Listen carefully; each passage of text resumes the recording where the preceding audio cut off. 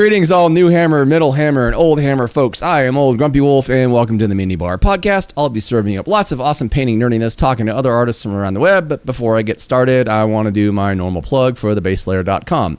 Thebaselayer.com is a social media miniature website. You go on there, you post miniatures, you leave comments, you like each other's miniatures. There are no strange ads for, I need to come up with new things to say for this, for like Chinese-made toasters or, whatever the recent story of the week is. It is just miniatures all the time, and it is awesome. So go check out thebaselayer.com. And tonight on the show, I have a good buddy of mine from here in town he's one of my painting buddies that I met at paint night, and him and the Dork Depot have become two of my favorite people in the painting community. So I hope I actually did the name right. Let's welcome the Grey Gobbo, and of course there you are doing your black metal thing. Hello. So obviously I kind of ruined it, but where are you based? Henderson, oh, okay. Just outside of Vegas. So yeah. Oh, okay. Yep. Like 5 minutes away from War Room. Oh, okay. Oh, you live down the street from me. Yeah. I'm not too far away. I'm right over by what's it called? South Point. Okay, yeah. We're considered like Green Valley North. Oh, okay. Yeah. So it's, that's kind of where we're at, but Henderson is like, our address. If you're gonna, oh, okay, you're on the opposite side of the street. Yeah, we're not in Paradise. I got into this thing a while ago, like it was when I was way younger. But you got to say Henderson, like Willie from the Simpsons. Henderson. I'm not that Scottish, so. But I mean, come on, it's Willie. Oh, he's Irish. I'm sorry, Irish. He's Irish. I thought he was Scott. No, he's Scottish. Is he Scottish? Yeah, he wears a kilt. Irish. Oh, that's right. Yeah, there's an episode Scottish. Where he gets mad at Skinner. Right. He's like, "That's right. There's no such thing as Scottstober Day. You used me, Skinner. You used me."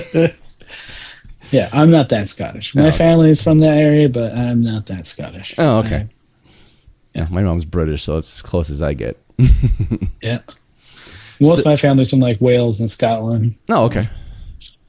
Yeah. You ever get into haggis? I've tried it once. was not my thing. I did like shepherd's pie, but I don't know if I've ever had shepherd's pie. We named our kid after a Gaelic name, so oh, cool. There's that. So nice. Okay, well we'll jump into the show because there's a few things that I'm curious about with you. How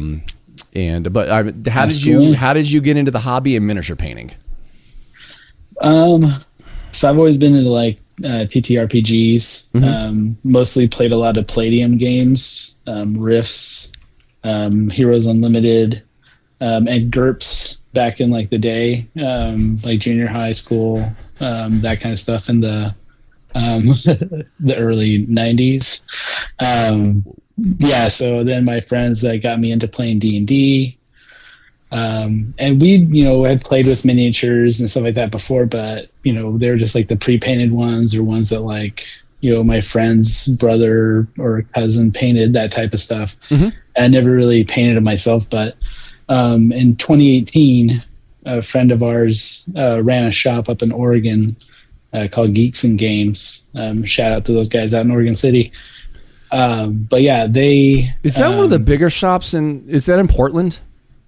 No. Okay, it's never in mind. Oregon City. It's Guardian Games is the huge one that's in Portland. That's kind of, I think, in my opinion, a little bit overrated. Mm-hmm. But Geeks and Games is a smaller shop that's out in Oregon City that really takes care of their people, has a lot of like cool events and stuff like that.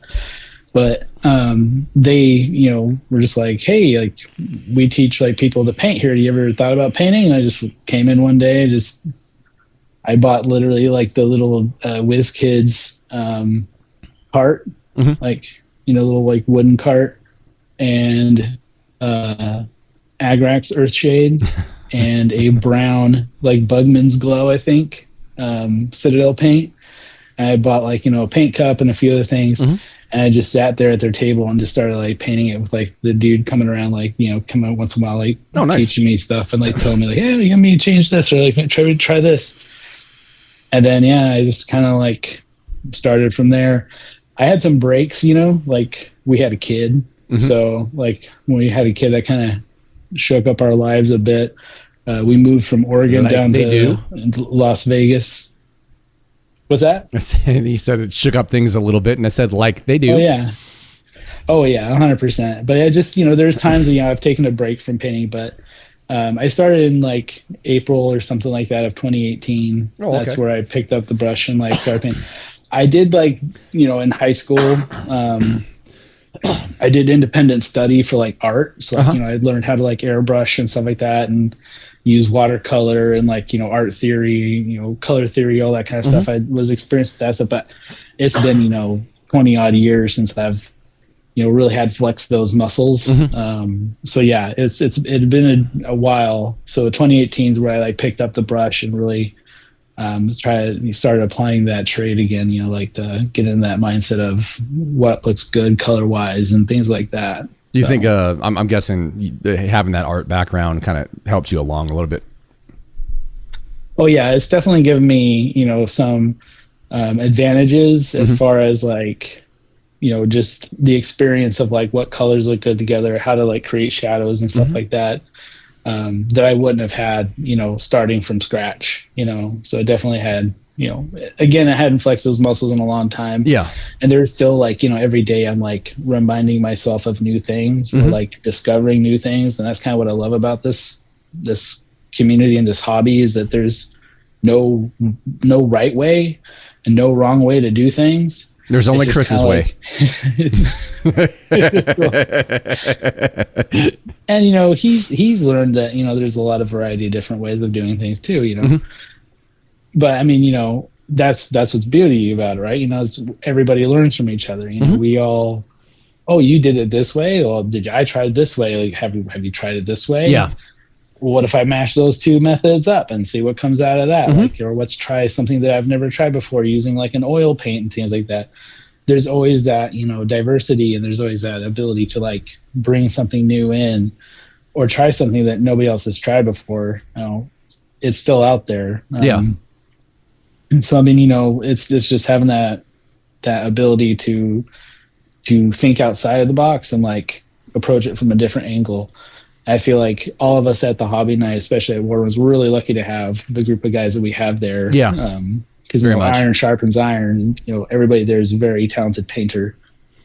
So we're always down to help each other out and help new people. Get their stoke on so that they can build their laundry list up. Like, look at all the stuff I painted now. Last year, I think I got up to almost 80 models painted, individual. So my goal this year is to try to get 100. So, hold on, I think I apologize. I forgot to grab my mystery question for you. The thing that I was talking to Hyro. Mystery. I was talking to Hyro last week, and I always forget that like we make Chris jokes and he's not here. And I don't know if he ever actually watches the show. Able to defend himself. And I don't know if he actually ever watches the show, so I don't know if he. I'm sure he does. I mean, Chris has got a lot of free time. I'm sure he watches the show. Okay. If I watch this show, I usually watch it while I'm at work. Like I'll have it on just like in the background while I'm doing stuff. Oh, you know what? I know where the mystery question is. I can just listen to it. So actually, hang on really quick, just to kind of keep the conversation going. Did you get into the hobby because of gaming or painting? Gaming. Okay. So I'm a forever DM. So, and we'll get into that because that was something I did want to talk about. I think it was really cool. But yeah, so I'm a forever DM. So I like to, much in the vein of like shows like Critical Role and like, Dimension 20, which shout out to Brennan Mulligan. He's my role model. If he somehow ever sees this, he's the coolest dude ever. But yeah, in the vein of those types of shows, I like to present a cool set piece of things. When people are going into battle, it's usually there's context for it in the story and stuff like that. So there we go. I like to have set pieces, terrain, and to do that, you have to have the ability to make those things, paint those things, set them up so they look cool. And that's kind of what that started as, like I started collecting some terrain bits, things like that. And then I was getting just the pre-painted minis. I was just kind of like, stuff looks whack. Yeah, some of the I remember those things were kind of big, man. They were pretty bad looking. Yeah, and I mean, a lot of them were just slot painted. Like the Dwarven Forge stuff is always like high quality, but any of the like the other like kind of like knockoff ones or third party ones out there were just janky, horribly painted. Resin was just crappy quality, and even like the miniatures, like even the WizKid ones, the pre-painted ones, they're just they're pre-painted by a machine, or if they're pre-painted by a person, they're done so quickly. They're just firing them out. They just don't have depth of detail and stuff like that. They're just not good, in my opinion. And when I was setting up things for set pieces, it was just kind of like, this looks awesome, but all these minis look like turds. Yeah. It was like those that thing that came out for like, what was it, for the Nintendo Wii or something? No, that was that game. What was it? HeroClix? Was that the name of that game? Oh no, they had like the amiibos. Well, no, they had the amiibos, and then also the tabletop game was not Nintendo related, but it was HeroClix, I think. Yeah, that's one of them. Yeah. Okay. Yeah, it has like the little like clicky bases and stuff like that. But yeah, like even that kind of stuff, like they're all like machine or process painted, where they're just eyes are just kind of like stamped on them and stuff like that, so they're not always like where they need to be and stuff like that. And I paint eyes. I do all the detail stuff because that's important to me. Like I like to look at the mini, and I am my biggest critic. I know every inch of that mini and every little mess up that I made on it. I can point them all out to you. Yeah. They may not be visible to other people, but I know. So yeah. Well, actually, I wanted to just go into what I was going to ask you was like, how did you get into DMing? Because like the few times that I played D&D with you guys, I really liked how you DM'd. I thought it was a lot of fun. I like how you brought out the little speaker with the battle music, and you had this really good sense of like, keeping everyone's character going and formulating a narrative, like for new people like me at the time, just jumping into the game. And, like Ray wasn't there for a couple of games, so you had to figure out a way to keep him out of the game so he wouldn't, all of a sudden just get shot in the head with an arrow. But how did you get into DMing? Because you're actually really good at it. I mean, back in the day when my friends and I used to play in junior high and high school, we would trade off DMing and stuff like that. So we always got to play and stuff like that. But when I got back into playing, is when I met my now wife. We had started playing in 4E, and nobody else had any experience playing it. So it just defaulted to me to be DM. And from then on, I've been the DM. That's with all of our friends that play. It's just I'm the DM. So since about 2013 or so. Oh wow! I think I've been the forever DM in our groups. So, and it's fine, like I don't mind it. I like DMing. I'm in a bit of a hiatus with D&D right now. I'm not getting as much enjoyment out of it as I used to. And things like that, ebbs and flows, like I know that will come back. I just need time with it. Cause like, right now, like I'll sit down to like start planning something. I'm just like, this feels like homework. That's never good. So just shut it. It just says like, I can't do it right now. This is supposed to be my time to like do what I'm doing, which, is my painting. That's what I take most enjoyment in the evening times, and or hanging out, watching a movie with my wife and eating some ice cream or something like that.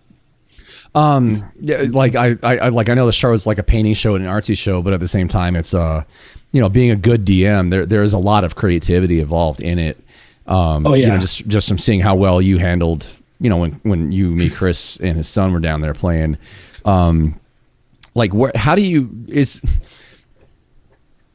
Is there like publications or like information on like ways of coming up with good scenarios, or do you just pluck all this stuff out of thin air by yourself? So I have a campaign that I've been running for 8 years with friends of mine back in Oregon, and that's an entirely homebrew campaign that's, you know, a world of my creation, and I wouldn't suggest anybody, you know, just take that lightly. It's, you know, you can definitely start off with just a paragraph and just run with it. Just be prepared. Just, you know, your players are going to throw hijinks, you know what I mean? So, but a lot of it's just experience. You know, over years, playing different modules, reading different books. My wife and I are very prolific readers. We both really you're gonna enjoy like the mystery fantasy. question then. What's that? You're gonna like the mystery question. Okay, cool. You know, we've raised our kid to be, you know, reader too, and he loves reading books too, and like, you know, we just love consuming that, you know, and from that, you know, you get ideas, you know, reading stories and stuff like that. You go, oh, like this is a cool like plot hook, or this is like a cool thing I could like weave into my story. And, you know, as we play, even like, you know, pre-written modules, one of my all-time favorites is Tomb of Annihilation. It's, you know, it's such a fun one. There's a variety of ways you can play it. There's, you know, you can make it an endless quest to find the tomb. You can make it a quick romp through a jungle to get into this like maze of a dungeon. You can make it a meat grinder where every, you know, you bring a stack of 20 characters because you're going to need it, you know, type of thing. It's just it's the whole story of it is just a lot of fun. There's a time limit. The characters can advance levels very quickly by doing other things and so on. There's just a lot of fun things to it. But even like a pre-written thing like that, I'll take that, and as we're playing it, players will do things. Like I said, the players will do hijinks. They'll come up with stupid ideas, or they'll come up with really clever ideas, and I like to reward or punish those things accordingly. And so, reminded me of Invader Zim, the very first episode when they're assigning what planets to go to. One of the best shows. It's so great. And the Great Tallest are like, or Zim's like, no, what did he say? No, I'm sorry. He's the Great Tallest says, You started fires. I put them out. No, you made them worse. Worse or better? So your line of doing something stupid or clever. Stupid or clever?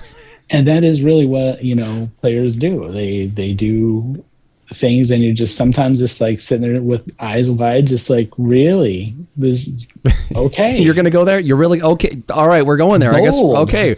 We're all gonna go down that roller coaster. And then other times they'll do things and you're like, holy, I was not prepared for this. Hang on a second. You start typing on your computer real quick, like, I got to come up with something. So, I mean, it can go both ways, and, you know, you just have to be ready for those types of things. I think both, you know, my wife and I are both theater kids. I grew up, you know, doing high school theater and junior high, you know, same thing. She was the same thing. So both of us really like to improv and, like, you know, act stuff. So we do character voices and all that kind of stuff usually when we play and things like that. Especially, you know, if like the players that are getting into that kind of stuff, it really helps tie everything in together. But yeah, it's one of those things that I've done it for a long time, and I've just garnered a lot of experience, you know, playing with really good players and really bad players. Also, they will teach you a lot of good things, like okay, and what not to do, things to watch out for, things like that, you know, red flags. And I always like to, whenever I do like a session 0, you know, like that's, you know, where we're getting together to discuss the campaign, what people are going to be playing, the setting, all that kind of stuff. I always like to remind people that D&D is not a video game. You don't want to min-max things, like, you know, you don't want to step out of the gate like flaming sword, magical shield, all this armor decked out, because where does that leave your character to grow? You know what I mean? Like, your character, it's funner when your character starts off in a ditch, hung over with their underwear on backwards. Oh, that's how my character started. Start that way. Right. You know what I mean? To me, it's way funner to start that way because it's just like, I have nothing. I don't know what the is going on in this world. Let's figure this out together. Just go from there. In regards to, because I know you play 40K as well. I stopped 40K. Oh, well, you've played 40K. I don't have 6 hours to play the game. Oh, well, what I was going to ask was like, what do you, how do the two compare to one another? Because they're so both drastically kind of different as far as like, oh yeah, I don't know, just the overall play structure, the overall, I don't know, just the overall whole thing is just so, they're so different. What do you think of one versus the other? So I will say 40K is a very fun and it's a very crunchy game if you like, you know, rolling lots of dice and you like numbers. Yeah. And you like waiting 30 to 40 minutes to take your turn. Which can happen in D&D because, you know, especially once you get into combat, some people's turns can take a while. Yeah. You know? And it's notorious that other people will just be like sitting at the table like, I've already got my turn planned out. Like, can you hurry up? why are we waiting on Steve over here to finish his shit up? You know, but you know, it can happen in D&D too, where, you know, people are just taking too long on their turns. But 40K for me, it was fun to the point of where I would look over at my army, my gray pile of army that's, you know, sitting in this box. You know, mind you, 3,500 points of Space Wolves just sitting there, and just like, I have 2 models in there that were painted, and I just like, I'm never gonna get to this. Yeah, I don't really play that often, and when I do play, it takes 6 hours because I don't know my army well enough to be like, you know. So a friend of mine, DJ at Big Mac Energy, name drop. Got me into playing some Kill Team. And yeah, it was fun. I really had a good time playing that. And yeah, it's way more conversational, like kind of like D&D is. Like, you know, D&D is very conversational. The DMs, you know, I'm all the bad guys. I'm the world. Yeah. All my players are interacting with the world, and that's me interacting with them, helping them tell this cool story, right?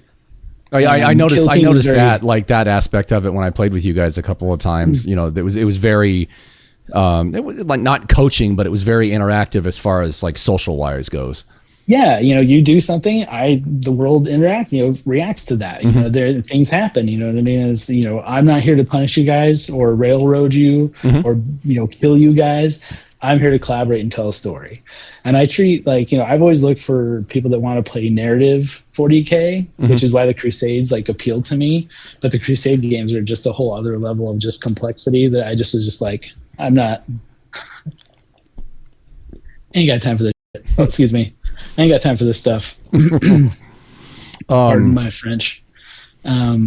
So Kill Team, though, is like way more conversational. You know, I have a guy that moves, you have a guy that moves, and we can narrative that. Like DJ, like my friend DJ and I, we play off each other. Like, you know, my guy, like, oh man, he's gonna fire his energy beam weapon and cook your dudes. You know, like, we just, you know, play with it. You know, have fun with it. Or like, you know, narrate. You know, oh, this dude just got sawn in half. You know, like that kind of stuff. You know, we make it narrative and fun. You know, so it's more conversational. And I've been playing a lot of Underworlds too, which is Age of Sigmar, kind of like.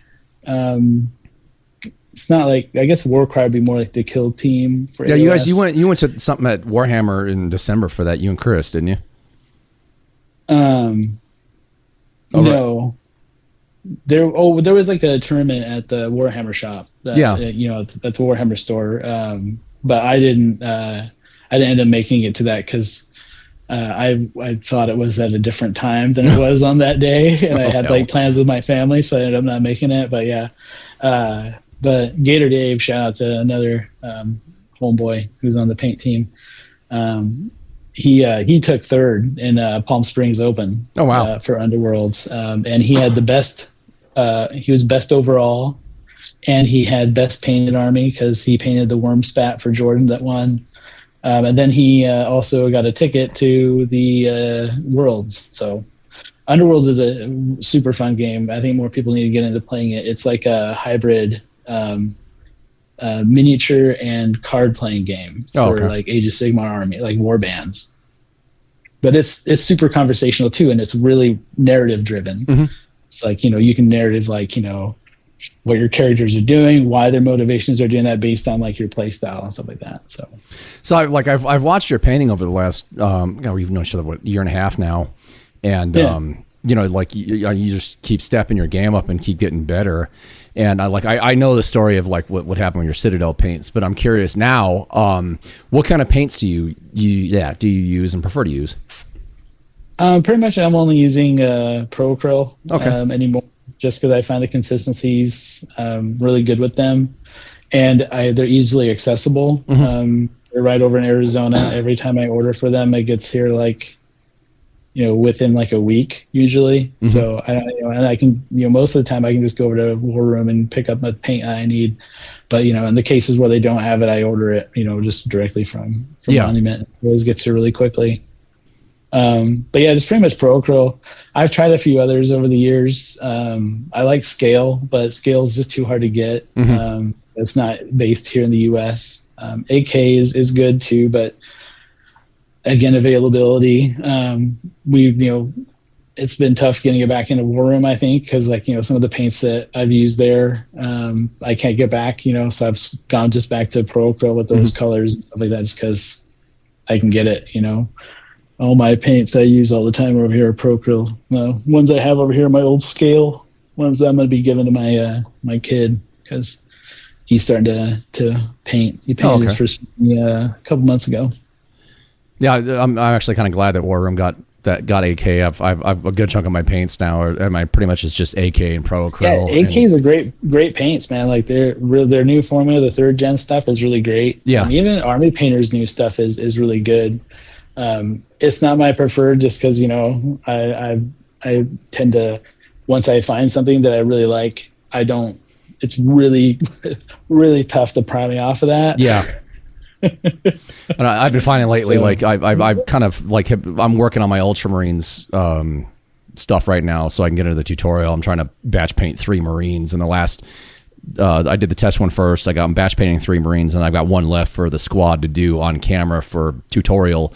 But I ended up I think it was paint night. I came down and saw you guys. I ended up buying like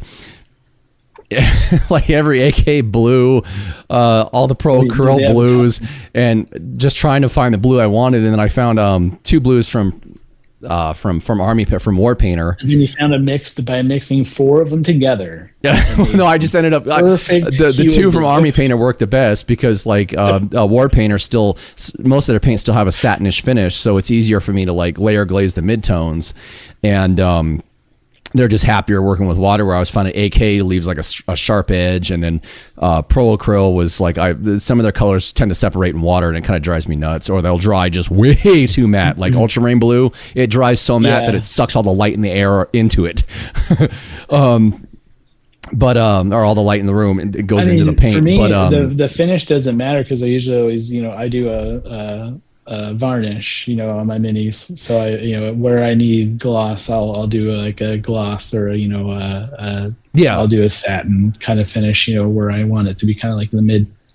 But yeah, so I get the varnish part. What I find to be really annoying, and this has just been since I've lived here in the Vegas area, is how chalky paint gets, because of how arid the air is, like how dry it is here. Like, 'cause, being up in Oregon, I used to have to leave my wet palette open. Oh wow! Overnight, it would accumulate its own water.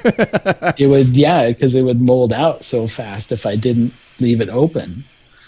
Here, it would actually grow mold. I can leave it overnight sealed, and it's still is almost bone dry in the morning. It would actually up in Oregon. It would actually grow mold. Oh yeah. Oh wow. If you left it sealed for more than a couple nights, it would start molding. Yeah. Oh yeah. That'd be crazy. Because then humidity up there is a lot more. It's a lot moisture, more moisture in the air and stuff like that. So your wet palette starts its own Nurgle garden. Yeah. I've seen some gnarly ones from friends of mine that left theirs this one's 6 months old. I'm afraid to open it. You crack the corner and a tentacle just pops out. You're like, nope. I'm batch painting Hand of the Archon right now. Oh, okay. My kill team for 40K. Yeah. Man, you got your camera stretched all the way across the room. I do. Because like I said, otherwise that way is just like it's a mess. Yeah. It's chaos. It's having a 6-year-old.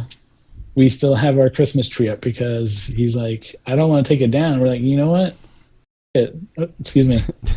Dude, just redecorate it in October for your Halloween tree. That's what we're gonna do. We're gonna redecorate it for the summer. We're gonna end up taking all like the Christmas ornaments off and like make it a summer tree. So I'm the head of, actually the vice president of the committee for changing Valentine's Day to second Halloween. Well, Cemetery Pole, they did the Halloween's night market, like the Halloween's night, like because that's they're kind of the same, opinion. I think. We need to make that an actual thing. There's no bad time for Halloween. So, what's that? So we need to make that an actual thing, man, because Valentine's Day is stupid. There's no wrong day to show people that you love them. You don't need like a special day for it. I think it's just, what is it? Greeting card company made up holiday. Yeah. So wait, some more greeting cards. Yeah. Stupid. I got my wife a sweet hoodie. It just says "orc" on it. When you're painting for the majority of your models, do you paint in subassembly or do you fully build them and paint them? I usually fully paint them, as you can see with my Hand of the Archon. Excuse me, I'll get my root beer out of the shot there. My Hand of the Archon, like I usually do fully assembled. Oh, okay. I find if my brush can't reach it, it doesn't need it. So I can't sleep at night if I can't do that train of thought because I can't sleep at night. I'm like, the backside of the bolter's not painted out. I live with myself. I get it. I used to like have that same thought, and then one day was just like, why am I bothering with this? No one's gonna see it. See, I don't know if that's like a more recent thing, because I don't remember like in the 90s, people assembling and then just, painting it, not painting what they couldn't see. But then again, I wasn't around the culture like I am now.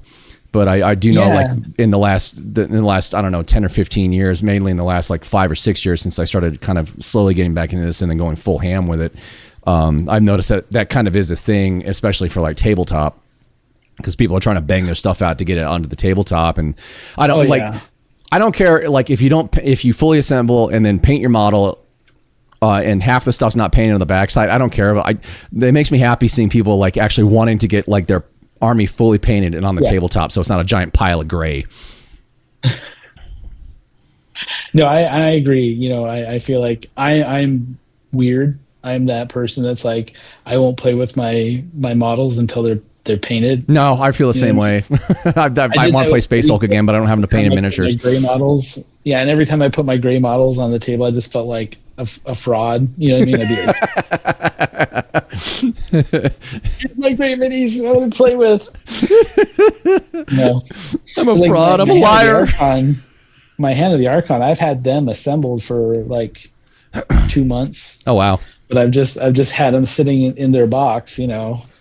That's kind of the best place to leave them until I'm ready to paint them. Now I'm ready to paint them. Now that I've painted them, I bought the data cards for them. I bought a set of dice from the Baron of Dice, because they're the best dice out there. Because they're all weighted to D6, or they're all weighted to the 6th side. I want that D6. I didn't get any of the ones for the for the for the Drukari, because that's what these guys are. I didn't really feel like, because I like the symbol I end up doing with the banner is going to be the black heart, because I really like that color scheme. And I like the logo, like the black heart with like the saw blade or like whatever it is going through it. But yeah, it's kind of cool. I don't know, saw blade. It looks like, I don't know, some kind of weird like nail or something like going through it. But I want to do that. They should have just called them the emo Eldar. Emo-dar. I don't know. That's what they are. Emo-dar. It's like, oh, like the hair come down. Yeah. My guys are all wearing helmets so they can't see. They're like, they're sweet, emo haircuts, but every time they like shoot their guns, they like do like the head flip. It's like the goth kids from South Park. When their Vox rings, it's death and despair, death and despair. Talking about Dark Eldar, I'm actually just finishing that Fabius Bile book. I think it's called Manflayer, and he pissed off the Dark Eldar and like got into a fight with him in the book, and it's kind of hard to follow because like I don't know a lot about the Dark Eldar, so like when they're talking about like the different units and factions and stuff, I'm like, I remember you guys being like the silly BDSM figures in like the 2000s, and I've sort of seen what you do now, but you're almost kind of like the Tau. You almost sort of don't exist. Because I don't really know anyone who's into Dark Eldar, and I've done no study of them. Every time I read the book, I'm like, I need to look this up. I need to look this up. I need to look this up. And of course, by the next morning, it's not on my mind. They split off from the regular ones. They like went off and hid in the webway. I know that much. And then through all their like, debauchery, whatever you want to call it, they, birthed Slaanesh, Oh, so the Dark Eldar are who actually created the god Slaanesh? Them and the Eldar like are both responsible for it. Okay, I know the Eldar were quasi responsible for it. I know the Dark Eldar are partly because like they're tied in with it. Like so it's like partly both of them, I think. I don't know. I'm not a huge lore guy on the Eldar. Honestly, the reason why I'm playing them is because I'm so tired of playing Space Marines. Mm-hmm. I'm just like, I wanted something different. And these dudes, their armor look cool, and it looks adjacent to the Crimson Court dudes for Underworlds, the 4 vampire siblings. So I wanted to test out some red armor recipes on these guys. Oh, that's a good excuse to figure out my color scheme for my Crimson Court folks. You're talking about lore. Yeah. I just spent when I was painting last night. I forgot the guy's channel. I've listened to his stuff. It's like it's an older I think British dude, and like he Luton 09. What's that? Is it Luton?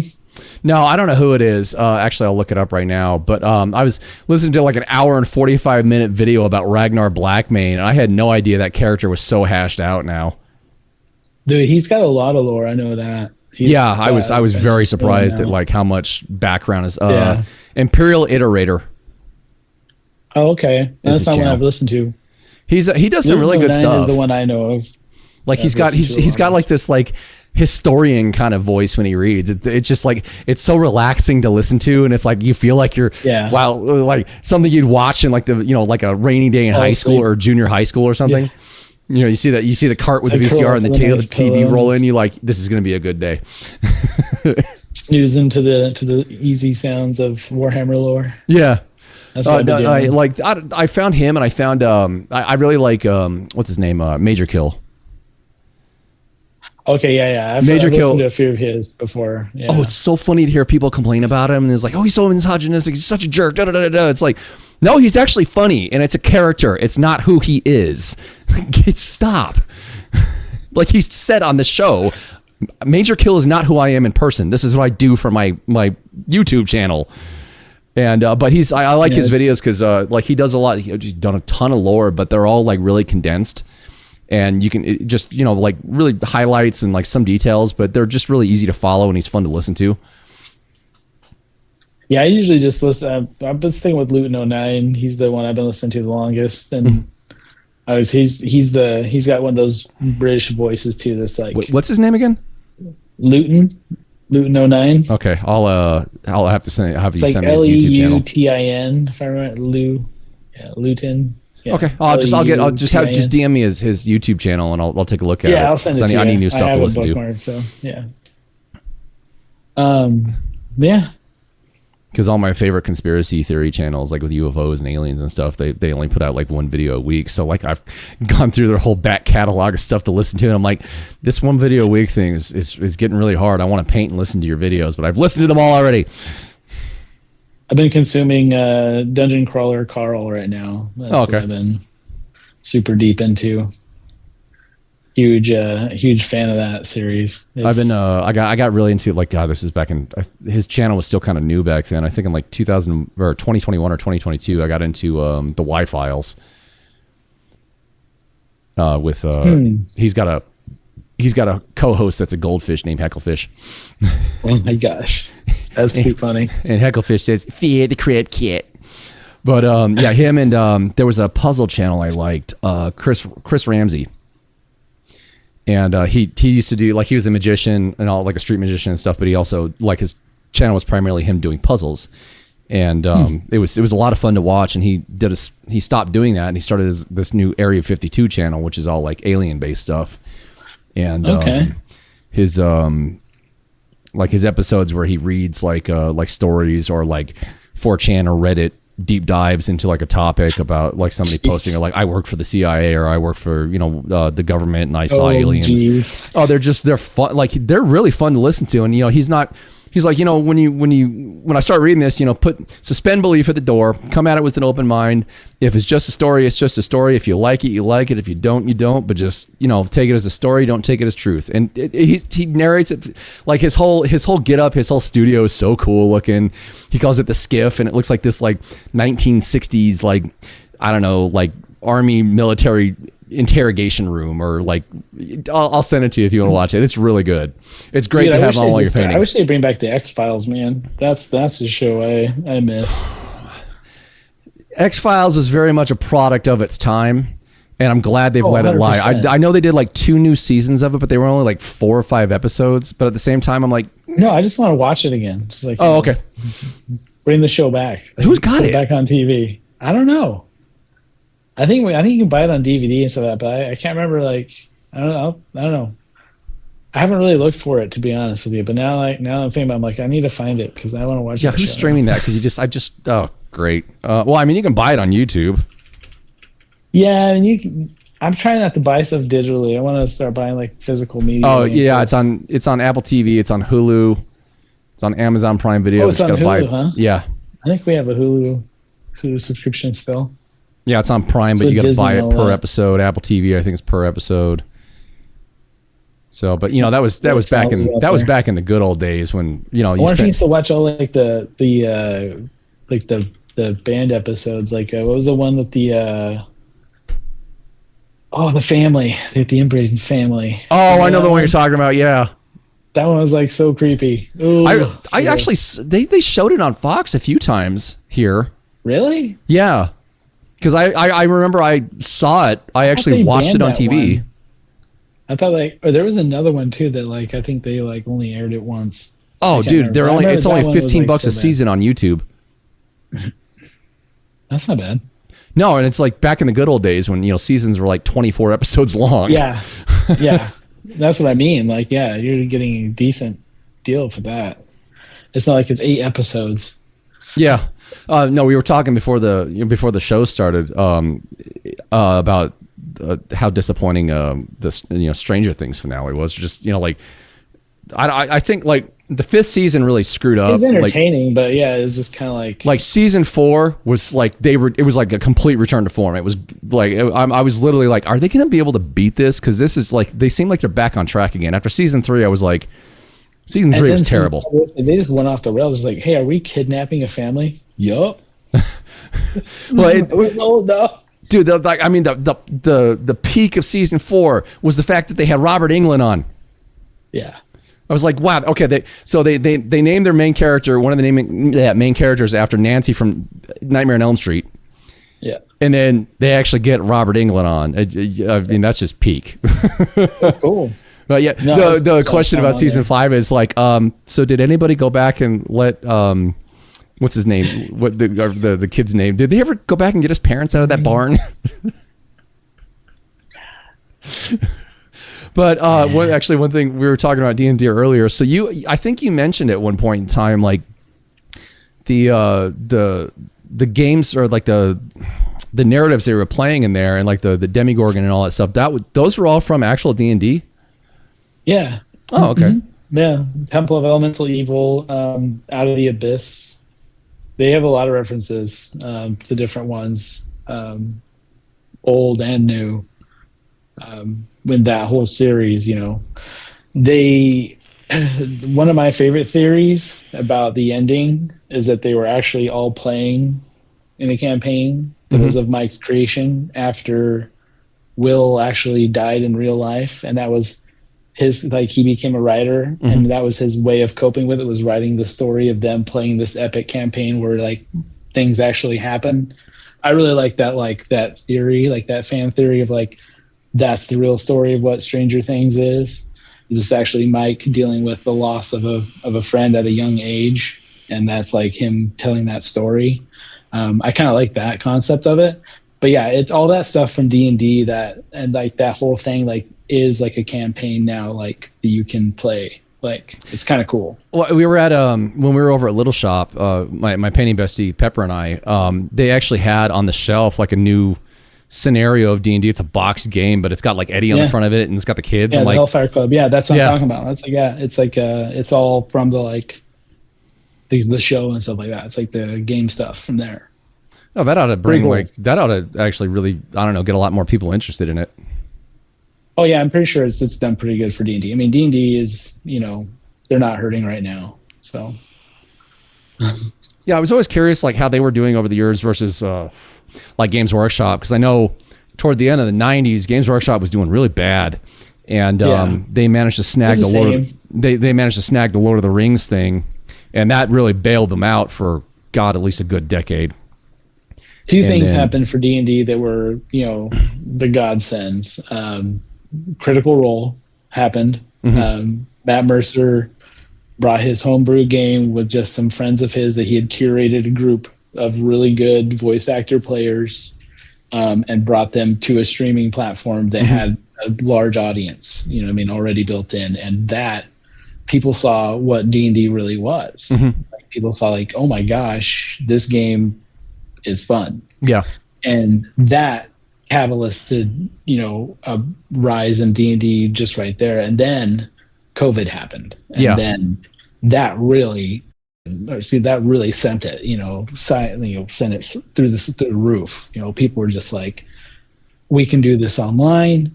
This is something that we can all do together, like as a small group of people all in the same house and stuff like that.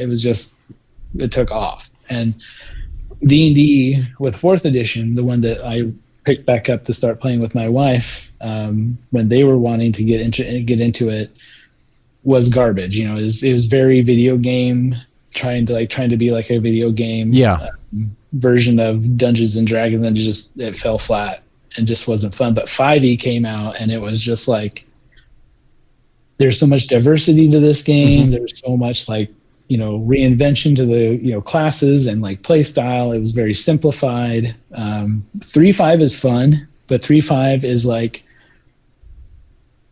it's like the Swiss Army, you know what I mean? Like the Swiss Army knife. There's so many things to it. 5e is just, it's a nice knife that you can use for everything. Yeah. You know what I mean? It's like, that's kind of how I usually compare. Like, people are like, well, 3.5 is better than 5e. It's like, you can have that opinion, but 3.5 is just, there's a lot more things you can do with it. And there's a lot more, complexity and, ways to customize things and go 1,000 different ways. And it's good at those things, but it's not really great at being a role-playing game, especially friendly to the DM, because that game is so polluted with broken classes, broken things that just like ruin it for everybody else. It's just not fun, and that's the problem with 3.5. If you're a power player and a power DM that wants to like do that stuff, hey, have fun doing that. But that's not the kind of style I play with. I like story-driven stuff. Yeah. I like narrative. I like things to be fun and things to like develop naturally and organically as we're playing a game. I don't know if you ever played the original, and I don't know how similar the original is to the new one, but did you ever play the original Warhammer Quest? No, unfortunately. I got into what was it? I just lost it. The other one, it was not Warhammer Quest. It was God. I had it and I can't think of it now. But it was the other one that was like kind of similar to it, but not the same. It wasn't the same thing. I can't think of it now. Oh, no worries. I have no idea what game it is. The only I was going to ask you if like Warhammer Quest was kind of like Games Workshop's stab at try at D&D style stuff, because it seemed like it was really open ended. But it was very much more board gamey. Yeah. You had like dungeon tiles, you had set cards of things that, events, things that would happen, and you had like, set stats and stuff like that. D&D was very much more, even from its early days when I got into AD&D. Yeah. So like 2.0. And that's when I started playing D&D. And even then, it was very much like your imagination was driving things. I want to play, a monk, or I want to play, spellcaster, So the miniatures, really the miniatures in Dungeons and Dragons were always more of just like proxies than meant to be, like entire armies. And it would only be on a board for, a single battle or something like that. Kind of like what we did with like the forest skirmish, where we just had little figures to show where everything was.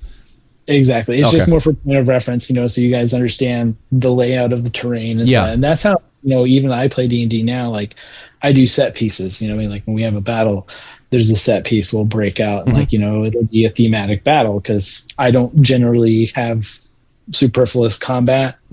I won't make you guys like, it's not like a game. Like I said, it's not like a game where you're wandering through the forest and you'll accidentally run into enemies randomly.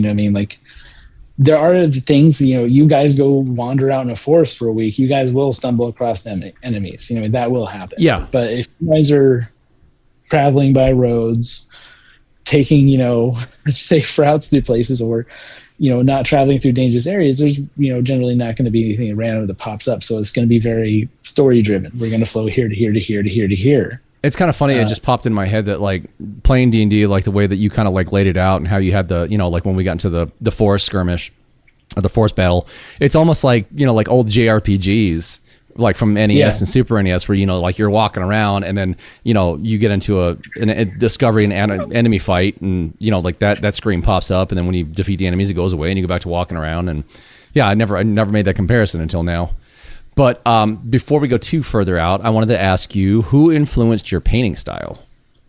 Because you kind of like your stuff is actually very vibrant. I can't talk. Vibrant and bold.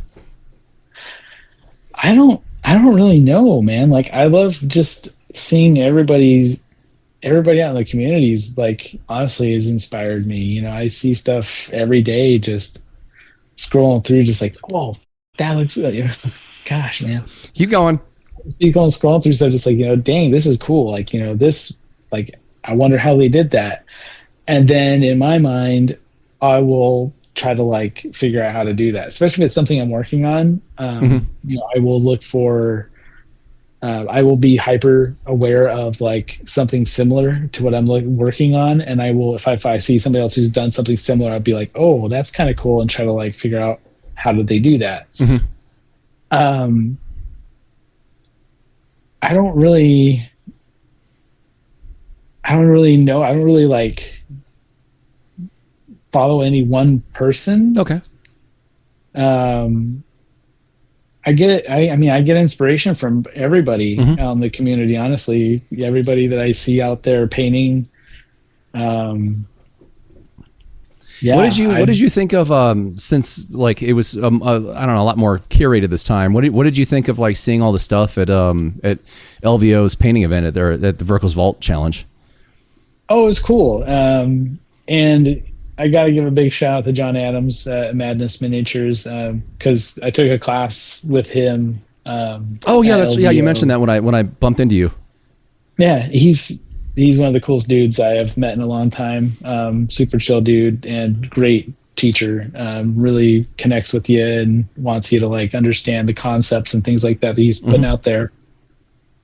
But he just, a friend of mine and him had a chance to like just sit and talk with him for a bit, and he just put it very plainly, just like, you've put a lot of work into this art, like share it with the world, just get it out there.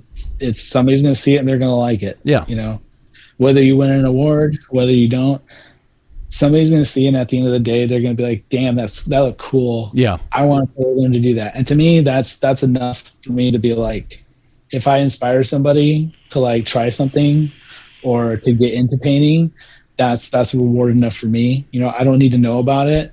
I just hold that in my back of my mind as just like, somebody's going to see this and they're going to be like, yo, that's cool. And they're going to want to try to do something like, you know, similar, or they want to try to do something on their own. Yeah. And that's cool.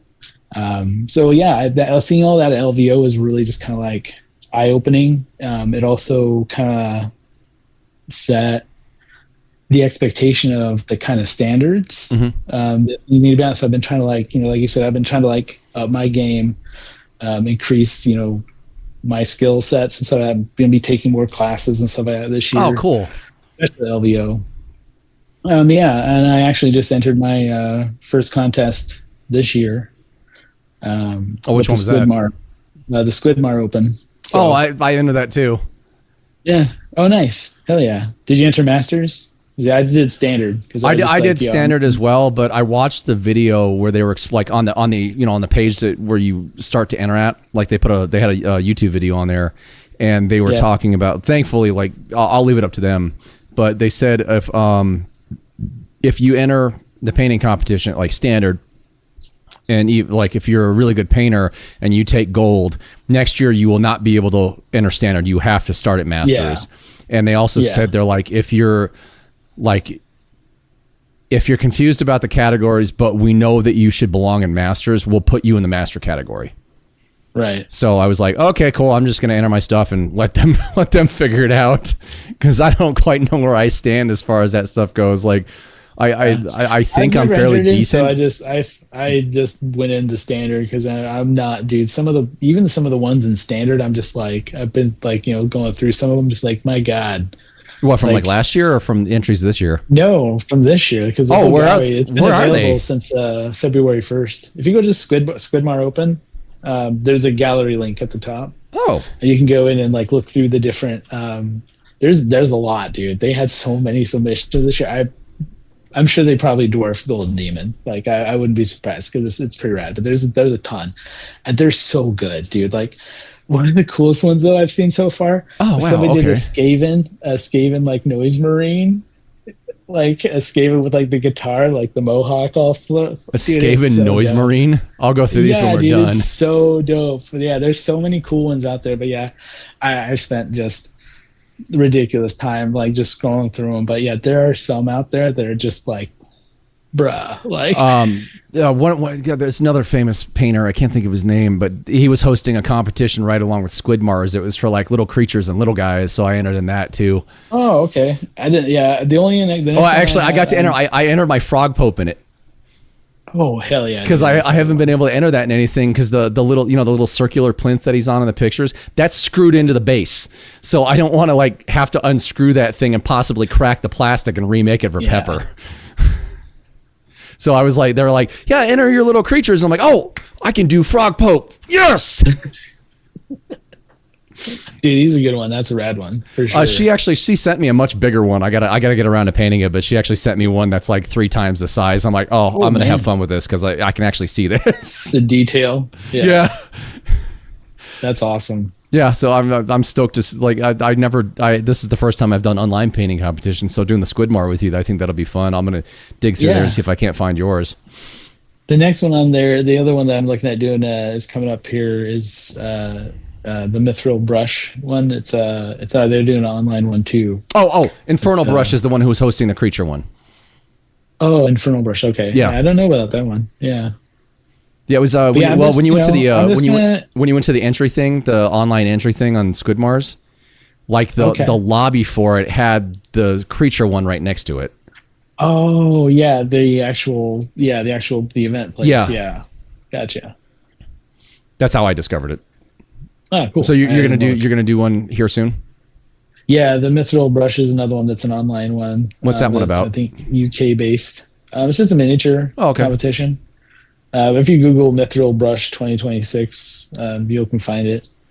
But yeah, it's just it's a UK based competition. That they're doing online. They're doing an in-person version and an online version. So I wonder if is like one going to compete against the other, or is it separate? I think they're separate. Oh, okay, cool. Yeah, I think they're being judged separately. Yeah. So. Yeah, I'm stoked about going to Golden Demon. That'll be fun. Yeah, I'm not entering Golden Demon this year because I'm not going to Adepticon. I figure I'll save that one for when I actually go. I'm gonna try to hopefully go next year. By the time this episode comes out, like I think the Golden Demon will be well over. So maybe I'll post something jumping for joy, or maybe I'll be crying. But whatever. It's my first time going to Golden Demon. I've dreamed of it since I was a kid. So I'm going to Adepticon. I'm competing. There you go. If I come home with a little pin, that's all I want. Just one pin. That's it. Hell yeah. It could be even a pin that says I was at Golden Demon and I would be happy. All right. I get a participation pin. I competed at Golden Demon. And all I got was this lousy pin. I'd be like, don't care. Happy. Oh yeah. Yeah, I'm definitely going to enter LVO next year too. Yeah, I'm excited. I'm stoked for it. I have a few things. I'm stoked for it. I just wish there was 2 of them like there was last year. That was fun. So was this your first time at LVO or?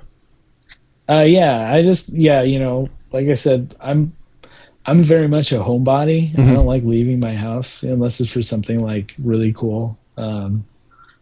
Let's see. This year I left my house to go to LVO, to go see Ghost, do a work trip, and that's it. Dude, I go to War Room and stuff like that, but I don't like to get out of my house. It's people-y out there. It's weird. It's not so much that I like people, I like, people. It's just, I'm comfortable at home and I don't know. Yeah. I just kind of I don't know. I'm just a homebody these days. I don't blame you, dude. Like it's hard for me to go to War Room on Mondays. Just because like right now I'm really trying to grow my YouTube and I'm like actually staying like business focused with what I'm doing. But, it's hard to, for me, it's hard to actually like get anything worthwhile done while I'm there. And I just get frustrated because it's like, okay, I could have gotten this done in an hour, but it took me like 3 hours at War Room to do. Yeah. It's like, 4 to 9, it's like 5 hours. Yeah. And it's, it's 5 hours of, usually, oh, hey, what's up, bro? Oh, hey, what's up, bro? Oh, hey, what's up? Yeah. Hey, what's up, bro? Hey, what's up, bro? And making fun of Chris and everybody else at the table. Slinging a whole bunch of mud all over the table at each other. It's gotten kind of big lately, too. Like, we've been consistently having to add 2 to 3 tables. Oh, wow. On the end every Monday. Oh, that's cool. Just because more and more people are starting to show up. Yeah, we're starting to have like more regulars show up. So, that's badass. That's cool. I'm glad it's growing because yeah, we're getting more young folks in there too, which I'm very happy to see, like the young crowd. There's a couple like kids in the like young teenage years range that have been showing up. A couple of them. I'm not gonna say names just because they're kids, but yeah, it's great. Having youngsters show up and having them there to participate in that and compete and stuff like that with us. Yeah. In the that little girl that won the Halloween painting competition, that was cool, man. Yeah. I high-fived her before she went up, and that was just, she was so happy. And she did such a cool job on that too. And that that's it. At the end of the day, it's we just want to encourage everybody to paint. It doesn't matter. Just have fun with it. Whatever you want to paint on it, paint it. Just have fun. So yeah, and everybody there is like of that same mindset, so it's really great. So. Well, the thing I always liked about War Room versus like the Verko's Vault thing was like I like the camaraderie at War Room. Like the regulars, we all go and just have fun, talking smack about each other, and the movie's on, and everything's good natured, jabbing, and and everybody's there like stoked to see what everybody else is working on, and. Yeah. I really like that lighthearted camaraderie where like at Verko's I never felt like I really fit in. There was there wasn't the banter that we have at War Room. Yeah, I've never been out to the Verko's Vault. I still haven't been out there yet. My only experience with them is at LVO. Yeah, where I sat and used their lights while I was there. No, I've got nothing against Verko's at all. Like Penny was trying to get me to come back out. Like I love that woman. She's just super nice. They're super nice. She's a badass painter. She's really good. I want to get out there. I just again, I don't like leaving my house. Yeah, I don't blame you. And that was the whole thing. Is like. But I all think my from here stuff's it's like a here. half-hour drive or something like that. It's like a half-hour drive for me to get out there, and I'm just like, Over to oh yeah, the Verco's is like 5 minutes from my house. Is it? Yeah, it's just like literally one shot up Star and then turn left. Huh. I'll have to look up where it is again. But yeah, last time I looked, I was like, it's like a 20-minute drive. I don't want to drive out there. I'm excited for their I'm excited for the museum to open this summer. I really want to see what's in there. Yeah, I want to go out and see the museum. And then Cody was just saying something about them needing people for Saturday class. You know, I teach like a monthly class at Cemetery Pulp. I saw that you started doing that. Like, what's that all about? Yeah, so my friend Chris, he runs Cemetery Pulp. It's the oddities shop up on Sunset in Las Vegas.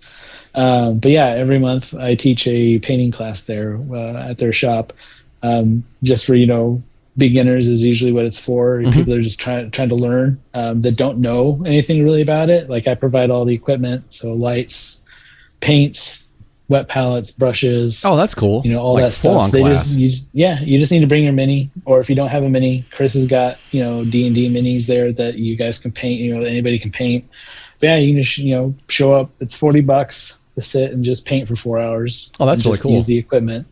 And if you're interested in like painting beyond that, we can talk and I can help you out getting things set up and stuff like that. But yeah, it's I do it every month. It's been pretty successful. Last time I had 4 people there, and a few regulars that have been coming like every month. Oh, and cool. This time I should have 5 or 6. I think I should have a full house because I have room for 6 people. Oh, okay. So yeah.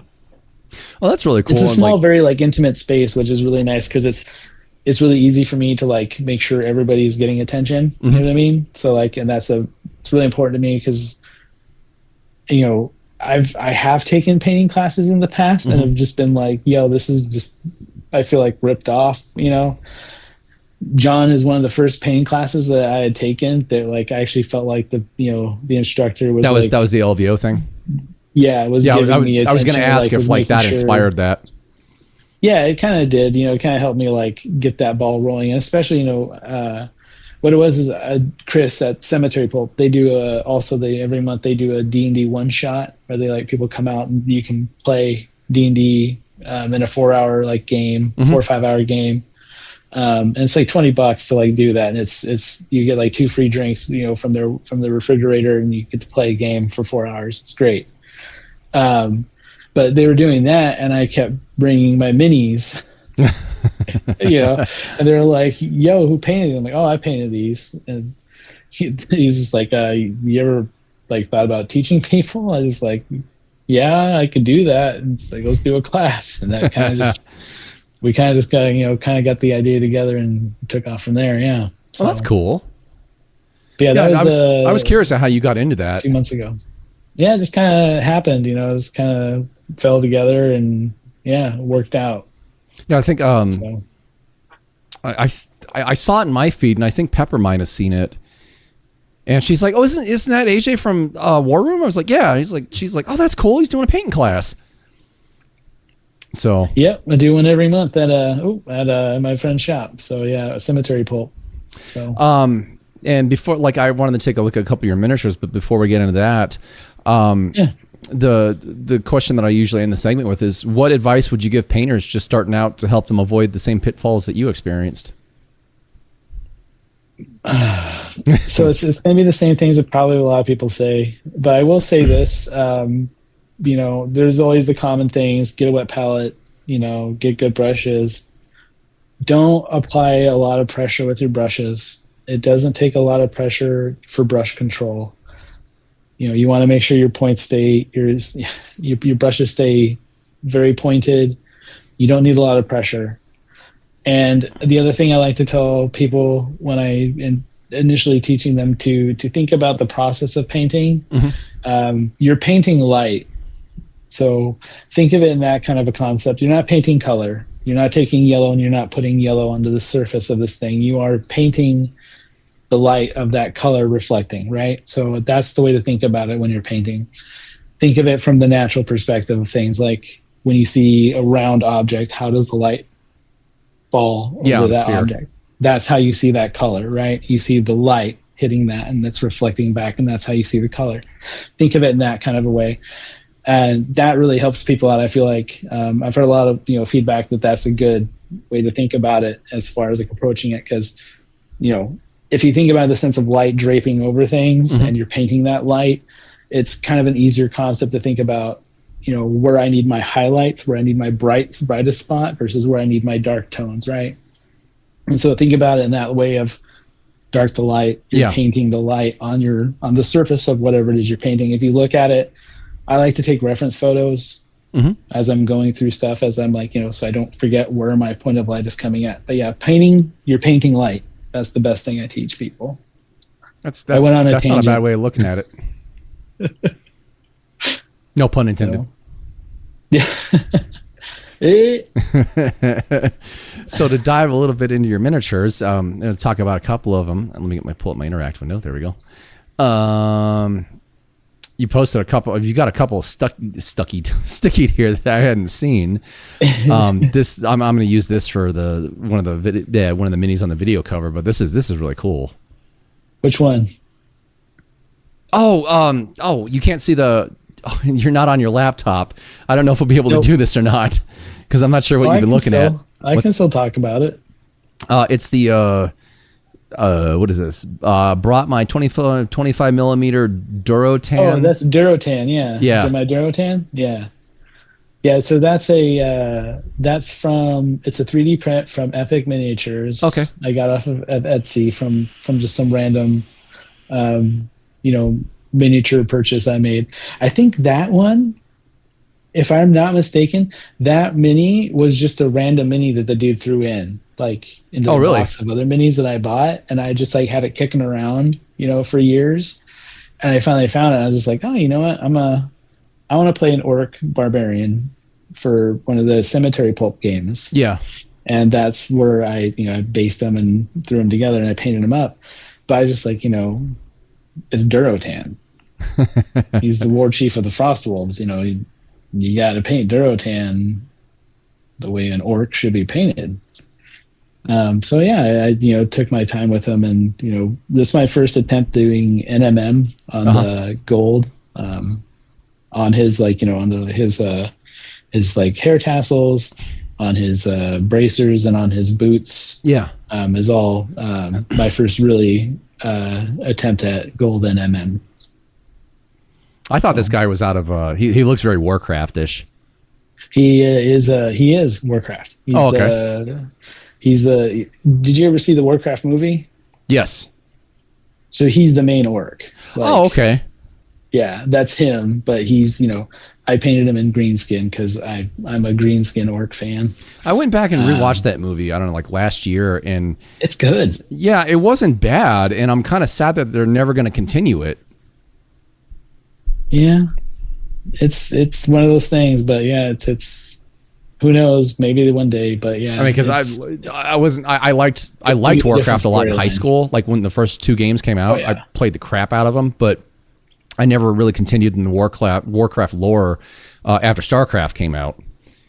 And my wife and I were really big into WoW for a long time. Yeah, I know. I played Guild Wars, so I never got into the WoW thing. But yeah.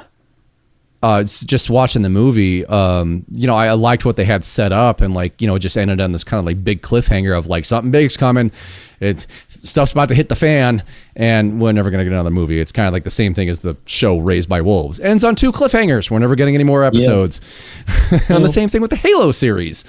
Right when it gets interesting, they always stop it. Yeah. It's like the thing that kills me about Raised by Wolves, man. That show, did you ever watch that? I think we watched the first season, but we saw that it got canceled, so never bothered watching the second season. The second season was like not in a bad way. It was just drastically different than the first season. I don't want to put any spoilers out there because it's not an easy show to find anymore. But it was a huge departure from the first season, and they really started doing like a lot of world developing, and it got really interesting. And then nope, it's done. They actually canceled it midway through the second season. Like they finished the season, but it's like you couldn't have just okayed one more season and just wrap the whole show up. No, you just got to leave it hanging. That's really not cool. Not cool, Bundy. One of the other ones I wanted to talk about was too often. I wanted to talk about your hamster, space hamster or whatever. You were painting this one day at War Room when I was down there. I thought it was just a great little guy. Yeah, he's in our my homebrew campaign. His name is Klep. He's a space hamster that was trapped in hell in Nessus, which is Asmodeus's like home. Mm-hmm. Basically, it's the ninth level of hell. And he was trapped in Asmodeus's like prison where the players got imprisoned as well, and he helped them escape. Oh, okay. So yeah, he's a space hamster. They can shrink down to like, super tiny size, or they can be ginormous. I had no idea he was meant for one of your campaigns. I thought you were just painting him to have fun. No, I most of the minis I get usually have a purpose. Whether I'm using it for something in my games or I'm painting it for somebody else. Mm-hmm. But yeah, he's a fun one. He's definitely one of those things where I saw him, like I was like, "Ooh, this mini is cool," and I was like, "I'm gonna write a character for this mini in my campaign because I think he's so cool," and I do that a lot. Was he a 3D print? No, he's a WizKids. Oh, okay. Was he? It was resin though, wasn't it? No, he's plastic. He's just a plastic, and he came pre-primed, but I strip all that generally off and primed it myself. The last one I wanted to talk about was the 3 orcs that you got pinned as your first picture. Was it Mogrox Crushes? Yeah, I think is what they're called. Yeah. Those are from Age of Sigmar, right? Yeah, those are for Underworlds though. Oh, okay. That's a Underworld's war band. I painted up for a friend of mine that can't really paint anymore, so painted him up for Jordan, our friend of ours that's in the Underworld's world that we play with around here. Oh, okay. So, yeah. Like I recently started looking at the kind of the Age of Sigmar, like the new fantasy orcs, like especially the big ones and whatnot. They're really cool miniatures. They're really cool models too. They have so much little detail and little fun things on them. With those ones too, like the skin on those, I did like burgundy, burgundy base, and I built up the like yellow greens on it. Mm-hmm. It's that skin came out so good. But yeah, he wanted a Calidor sky blue armor on him, and I was like, okay, I think like an orange red would go really well with that. So yeah, I like this. I mean, I hadn't seen these, but just how vivid and bright they are and how bold they are, and I like that. You've got, you've really got you really use the contrasting colors well, like with. Blue and green. You've got a more yellowish green, so it's a warmer green, and then you got the cool blue armor, and then you've got the the red armor pieces, and everything just actually really works well. It balances really well between all 3 miniatures. Thanks, and all of them have a rock. Yeah, I noticed that, and cacti. Actually, it's from my backyard. All 3 of those rocks are from my backyard, and I actually put the rocks onto the base, and then I painted the rocks, and then so the rocks are actually painted, because the rocks that are actually underneath there are all like gray and like they're really brownish kind of. I wanted them to be more like red stone. So yeah, but all 3 of those rocks are real rocks that I painted. Anybody watching for like modeling bases and stuff, don't ever pay for rocks like from the hobby store. Go out in your backyard or your front yard and just grab little rocks and dirt. Spend $5, buy a rock hammer, and go in your backyard. Just smash rocks. Yeah, well, rock hammer, just normal hammer. Yeah, even the smaller ones, I just break those apart with the handle of my X-Acto. Yeah, you can do that. I like using a hammer just because it's fun smashing. Why are you so angry? I'm not angry. I'm not an angry person, I don't think. Okay, so to wrap the show up, is there anybody you want to give shout outs to? Because you've done some through the show, but I know you've probably got a lot in your head. I mean, my homies, Midnight Ghoul, Dork Depot, Gavinator, Space Jam, Big Mac Energy, you. Oh, you know. Madness Miniatures is my boy, out in Arizona. I can't wait to see you out in LVO here soon. But yeah, I love everybody out there in the community that's painting. Keep up the good work, everybody. I just want to see more people painting. Like, that's what I love to do, and I want to see more people doing it. So, okay then. I don't have any sponsors. I mean, I guess War Room, because they sponsor me. Yeah, War Room Games. Shout out, Big John. WRG, Big John. Cemetery Pulp, because my buddy Chris and Len, they're amazing. And yeah, outside of that, thanks to Pro Krill Monument Painting, you guys make great paints. Yeah, I've been trying to get hold of Jason to have him come on the show because I really want to chat with him. He's kind of a hard one to pin down.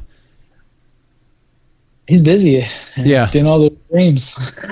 Well, he's commented and liked a few of my things, or commented on and liked a few of my things. So I'm just like, okay, you're aware of my existence. I would really like to have you on the show to chat, because I think we'd have a really cool conversation about some stuff. Hello, sir. Can we talk about painting? Yes. Hello, sir. Well, the cool thing is with, it'll probably be implemented by the time this episode comes out, but on Base Layer, I was talking to the owner of the site. He's actually working on a notification system. So you actually get notified now when people like your stuff and when they comment on it, which has been, I know he's been developing it over the last year and a half, but it's kind of difficult unless you review your miniatures, you don't see. There's nothing to tell you that you got comments unless you hover over them, or you keep a mental note. But with all that said, is it more web based or is it like a app based? It's web based right now. He's trying to develop an app because people have been complaining they want an app for it. Of course. Which is, I don't get it. It works just fine on cell phones. It actually it's an active resize on cell phones. So I don't. It's the fact that they have to do it in a browser. Yeah, but an app is pretty much, most apps are just browsers as it is. It's just a browser specifically for that site. That's it. Yep. It doesn't have all the fancy, all the crap around it. Yeah. So with all that out of the way, I mentioned earlier the mystery question, and you'll like this. This was left for you by Dave Perry from Games Workshop Heavy Metal staff in the 90s. Oh, man. He asks, what historical fantasy or sci-fi novel series would you like to see adapted into a miniature game? Oh my God. You're welcome. I told you you'd like it.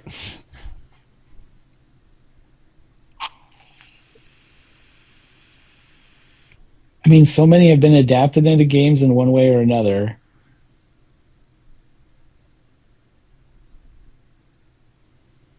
Maybe like this is a tough one. Maybe something like a more like current untouched gem that you've discovered.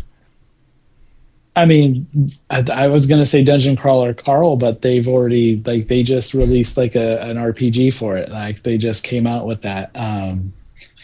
Other than that, I mean, I got to go with my all-time favorite series. I mean, it's not really it's a standalone, but it's a series too. But Hitchhiker's Guide to the Galaxy, man. Like, that would be interesting. That's like one of the best settings, as far as you have literally an endless amount of worlds you could pick from. Yeah. An endless amount of creatures and things like that, and funny just narrative things.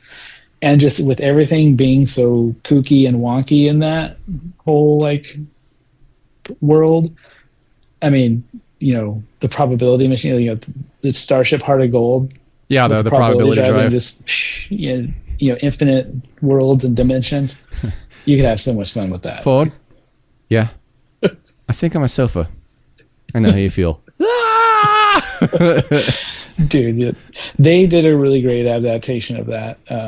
I'm just a huge fan for Sam Rockwell too, but yeah, he's one of my favorites. Yeah, hey Slim, he nailed. You wearing my underwear? Because I'm wearing yours, and he ain't doing the trick. Hey, come on, all right. I don't care. To me, the original series is just, it's a little campy and a little old. But I mean, they more adapted the books closely. But I don't care. Sam Rockwell is Zaphod Beeblebrox. There will never be a better Zaphod. I enjoyed it. Yeah, I enjoyed it. Every movie I see him in, I'm like, just go into Zaphod mode, please. We had a D&D one-shot game, or a D&D game that we were playing that was, I had a character that was Zaphod. Oh, God. He was a paladin. He was a paladin that he believed in himself as his own god. You can't rule a galaxy with just one head. All right, come on, all right. I still to this day, I want to make. I know there's recipes for it online, and I've never gotten to do it. Pepper and I have been looking at them, and we just always forget. I want to make pan-galactic gargle blasters. It's like having your brain smashed out by a gold brick wrapped in lemon. Yep, it's a classic. Yeah, I'm really disappointed they never made another movie. I mean, Restaurant at the End of the Universe, and then So Long, Thanks for All the Fish. They had 2 other sources they could use, for 2. They had 4 or 5. They had a bunch more, but those the 6th book wasn't out by then. Was more accessible, for those ones. And it's funny because they included so many like little snippets from the other books in the movie, like the guy who they interview on the news station talking about Zaphod, and he's like, oh, Zaphod, he's just this guy, They never explain that's his shrink. Or the bowl of petunias is a being that Arthur keeps inadvertently killing. And the bowl of petunias, oh, not again. Oh, not again. And they actually did they did an audiobook of the first book with the narrator from the movie. No, I'll have to check that out. It's on YouTube. Oh, shoot. So it's great, like hearing the entire book read in his voice, because you can pick out all the parts of the movie that he narrated perfectly, as you can imagine it perfectly, but the rest of it is like, this is so cool. I have on my knuckles tattooed, "Don't panic," because is it written in large friendly letters? Yes, it is. Don't panic. Written in large friendly letters on its cover. And I love the explanation. It was a DVD extra. It was an outtake from the movie of why the babblefish is proof that God doesn't exist. I remember watching it. Those infographics were so amazing. They were just so well done. They were so good. Yeah, it'd be kind of cool if they want to actually own a copy of it. Like, can I get a copy? It'd be great if they did an animated series and brought all the original voice actors back. Or all the actors from the movie, actually have them come back as voice actors for an animated series, like continuing the books. An animated series would be dope. Yeah. That would be cool. I'd be into that. I'd thumbs up that. As long as they don't screw the content of the book up.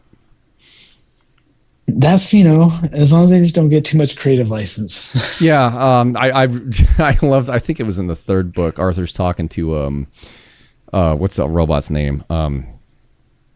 Marvin. He's talking to Marvin, and he's like, we gotta go. Let's go. And Marvin's like, we can't. Well, why not? Because I was talking to the ship's computer. Yeah. Well, it hates me and it killed itself. He got the ship's computer to kill itself. Dude, and Alan Rickman. Marvin in the movie was just chef's kiss. Brain the size of a planet, and they asked me to bring you up to the bridge. You call that job satisfaction? Because I don't.